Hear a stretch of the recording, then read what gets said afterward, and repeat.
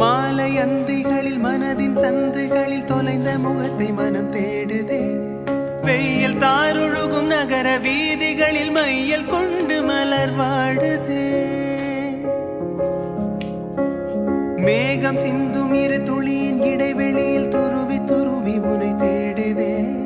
உடையும் நுரைகளிலும் தொலைந்த காதலியை உருகி உருகி மனம் தேடுதே.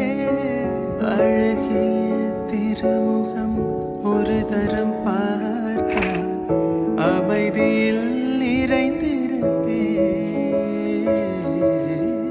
நுனி விரல் கொண்டு ஒரு முறை தீண்டு 100 முறை பிறந்திருப்பே.